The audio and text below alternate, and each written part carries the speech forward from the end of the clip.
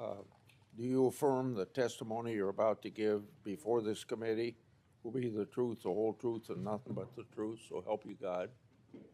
Please be seated and give us your opening statement.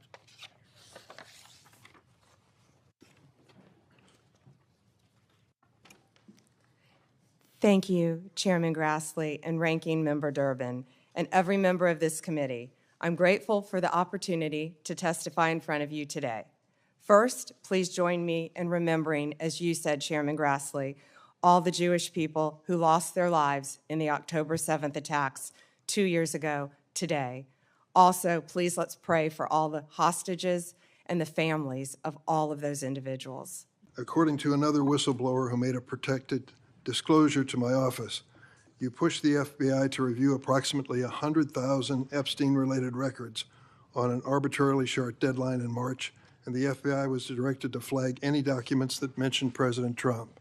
Nothing came of that review until July, when DOJ and FBI released an unsigned memo stating, quote, "There's no incriminating client list."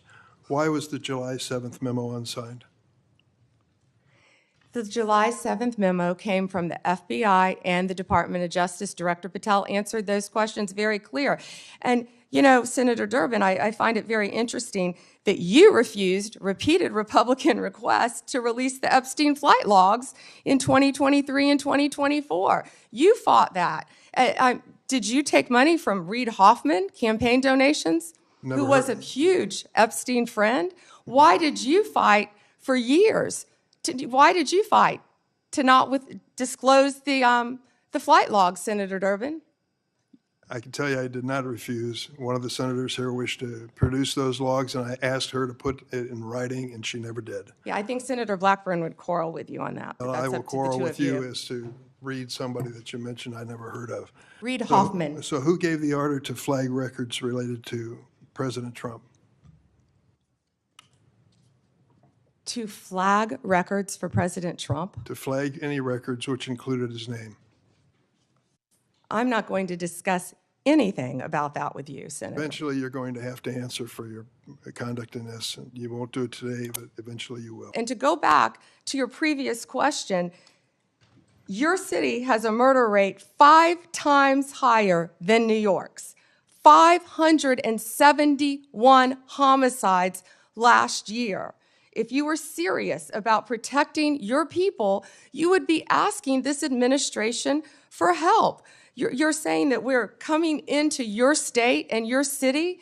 We're there to help make America safe and Illinois safe, whether or not you want to.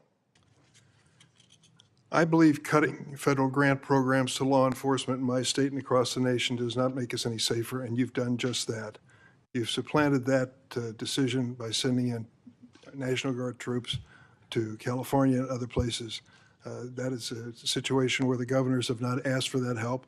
If you truly wanted to do this on a bipartisan basis, you wouldn't defy a governor, you would work with them. I'm prepared to do that. I'm prepared to work with this administration. But cutting these grants to law enforcement does not make us any stronger as a nation or give us the tools we need to reduce crime in Chicago.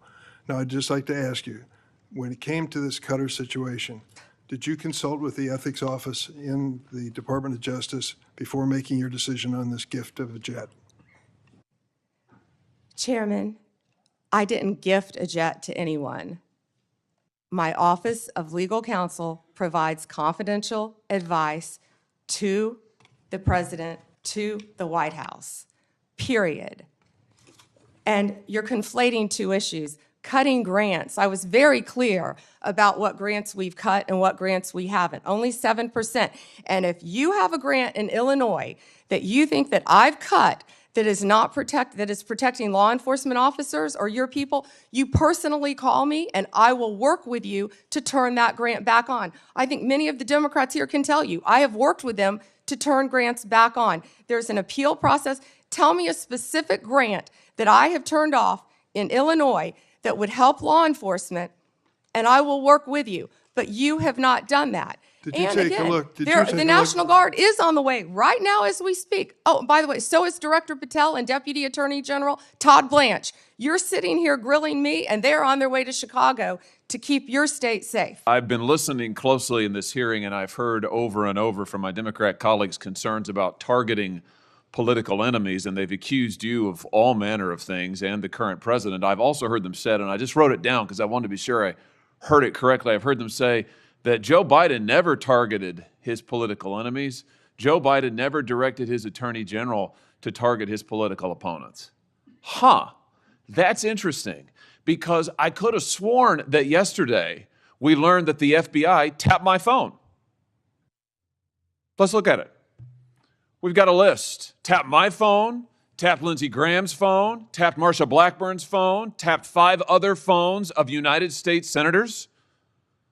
Gee, it sure looks like targeting political opponents to me, and yet I haven't heard a word from that side of the dais about any concern whatsoever. We've got nothing but concerns today, but no concern at all for a Justice Department that is tapping the phones of sitting United States senators because who knows why.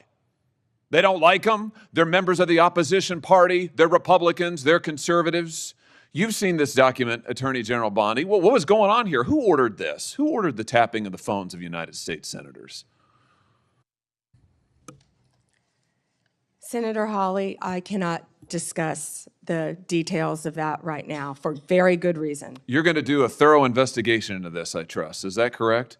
We will be looking at all aspects of this, and I have talked to Director Patel at length about And this. you're going to figure out who was involved in this, who signed off on it, who knew about it. You're going to get to the bottom of all of it. Is it correct? Yes, and I've spoken to Director Patel about it, and he is committed to doing this. Well, I can tell you, we already know many of the details. We already know that this was ordered by the special prosecutor, Jack Smith, who reported directly to the Attorney General of the United States, Merrick Garland. And we know that Jack Smith was on his witch hunt because he was directed to do so by the President of the United States, Joe Biden. Let's just remember. Let's take a walk down memory lane. April 2nd, 2022, the New York Times. Garland faces growing pressure. The Times says as recently as late last year, that would have been 2021, Mr. Biden confided to his inner circle he believed former President Trump was a threat to democracy and should be prosecuted. It goes on to say that the Biden was frustrated with Garland and wanted him to take decisive action against Trump. Here's what we're talking about. Trump, of course, was a private citizen at the time. So he appoints his own hitman, Jack Smith, who goes after the president, former president, who goes after members of this body. You can't, can you? I can't, Senator, and I Can can't you tell me discuss it. why my phone records, when I'm the chairman of the Judiciary Committee, were sought by the Jack Smith agents? Why did they ask to know who I called and what I was doing from January 4th to the 7th? Can you tell me that? No, Senator, and there were 8 senators in total. Do you think that was an abuse of power? Senator, I cannot discuss whether there is or is not an ongoing investigation. If I may add one thing, they also wasted $50 million on what you just described, trying to put President Trump in jail prior to the election. You know, there's a tape, right, with Mr. Homan? I mean, first of all, is there a tape that has audio and video of the transfer of the 50,000? You would have to talk to Director Patel about that. No, I'm talking to you. I don't know the answer, Yet Senator. you do know the answer to that. Don't call me a liar. I didn't call you a liar. You just said I know the answer. I said I don't know the answer. Well, You have to talk to okay, let Director me- Patel. What I said is that Let me investigation put it was another way. closed. If you don't know, why don't you know whether there was a tape and video? Senator, I believe that was resolved prior to my confirmation as Attorney General. Do you think that it is of public interest for the people to know what happened to the 50 grand that the FBI turned over to Homan? Did you hear what I just said? That was resolved prior to my confirmation as Attorney General. That's why I said I would not know. It's not resolved.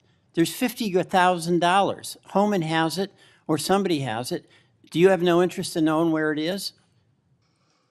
You're not going to sit here and slander Tom Homan. The FBI and Deputy Director Blanche said there was nothing. I'm not slamming And Tom Homan. He got to 50 Tom grand. Homan is doing, how do you know that? Tom Homan is doing a great job, as our borders are, keeping your border state safe. You're a border state. Thank time you, is Senator up. Welch. Thank We're you. going to Madam turn President, could no, I have not right 1 now. minute? Not right now. At the end, On a if you wait, we'll point of talk about personal it. privilege? Not right now. There, The Senator witness Tillis and many others have been waiting their would- turn. I know, So but you this is can 1 hold minute, until and the it end. relates to testimony that she gave No. about me. Senator Tillis, go ahead.